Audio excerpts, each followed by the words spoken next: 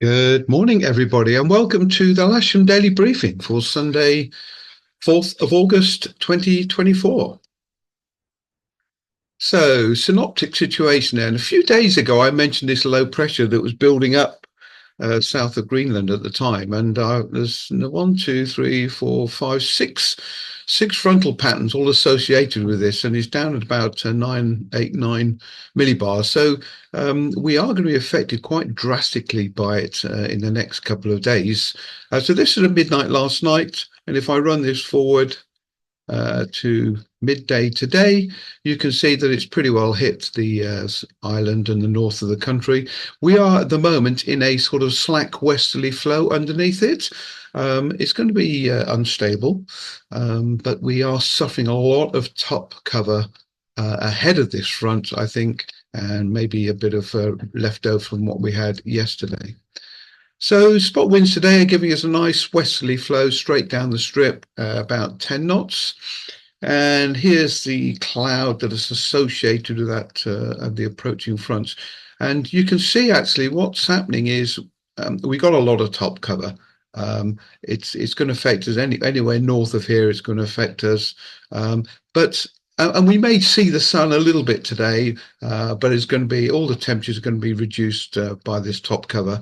I do think there'll be dry thermals underneath it, similar to yesterday, to about 3,000 feet or so.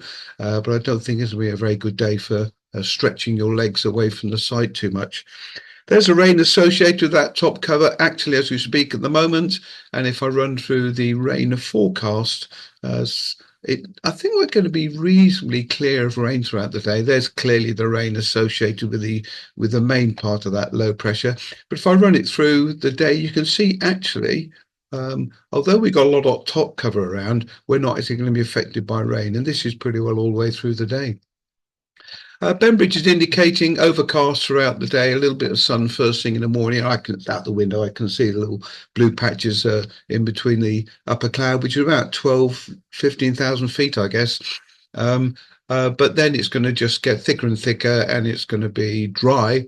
And then clearing up later on, about 5 o'clock, it's indicating max temperature here around about 19 degrees and a nice steady 7-8 knots westerly, southwesterly flow throughout the day. GFS is only indicating a max temperature 19 today, so that's very indicative of this top cover slowing the heating with a dew point down around about 9 degrees. There's a view outside the window I was telling you about now. You can see this top cover. It is going to be a factor throughout the day, but it's going to be a nice flyable day. Quick refresh here. You can see the temperature still only reached 15 degrees at the moment, dew point down at 11. So it is climbing, but very, very slowly, with a very light southwesterly flow. Dave Mass is indicating a lot of top cover being the issue, possible blue thermals or dry thermals, if you want to call them, to about 3,000 foot, maybe late morning, but otherwise not too brilliant. Okay, Odium's giving 3 knots from the southwest, no taff at the weekends from Odium, and Farnborough's indicating 4 knots from the southwest, and really no signal. CAF OK, they're indicating all day, which is their language saying it's not going to rain. And there's the top meteo projected flight, not very good at all. If I run through the thermals throughout the day then, so this is at 10 o'clock this morning. By 12 o'clock, maybe some weak blue thermals to around about 2,700 thereabouts. 12 o'clock improved, 1 o'clock maybe 3,500 foot blue thermals. All the cumulus is going to be way out to the west, as you can see, but maybe at best today 3,500 feet perhaps. Blue thermals here, possible bit of cumulus up near Oxford, between here and Oxford.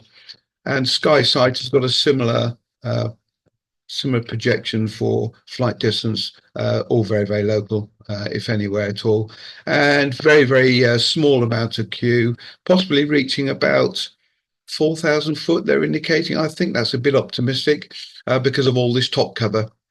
You can see it as the Skysight very clearly shown this top cover, but there is indicating sort of a cumulus or embedded Q perhaps underneath it. I think they're going to be more dry thermal, similar to yesterday. Very unstable, but nothing really showing where the thermals are going to be, and 5 knots westerly wind throughout the day.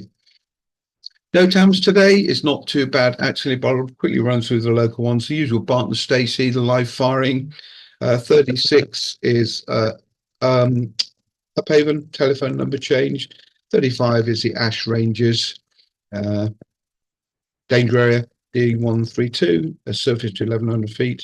38 is the Nimsfield Club Class Nationals. 41 is the Husbos. And 39 is the Oxmoor Rangers, again, surface to 1300 feet. So if you run through operations for today, then there's a cross section initially. It clearly shows all this overcast altitude and breaking up very slightly, possibly later on, indicating underneath there will be a little bit of queue at 2,000 feet. I think that will probably just all embed itself into this overcast. But it's going to be around about 3,000 foot, maybe by the time it really gets going. Steady west southwesterly breeze throughout the day and 40k vis. So no movements planned today. Top cover most of the day, delaying the surface heating. Dry thermals to 3,000 feet early afternoon. Light westerly wind throughout the day. We're going to set up on 2-7 dry. The launch point vehicle's already out there.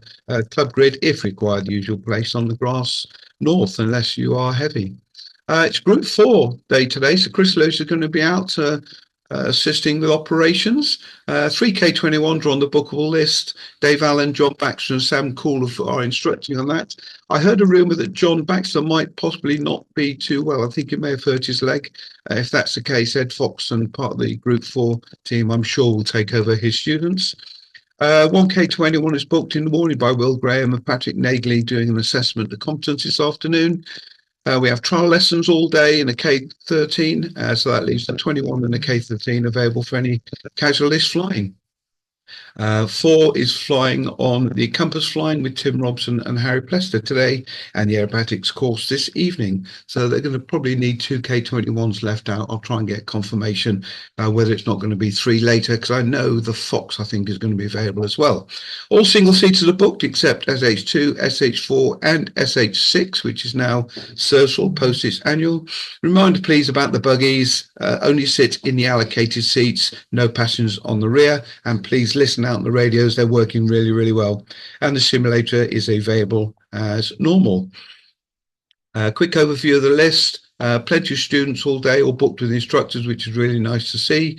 Geodiscus with Harry and Tim, and the K21s and whatever for various single-seater flying as required. Names on the casual list are already embedded within the booking list, but clearly they want to do a bit of extra flying after their check flight, so that's good. There will be gliders available for them down the bottom. So operationally today, fairly standard 2-7 operation, winch at the western edge, and launch point on the south, Erito on the north.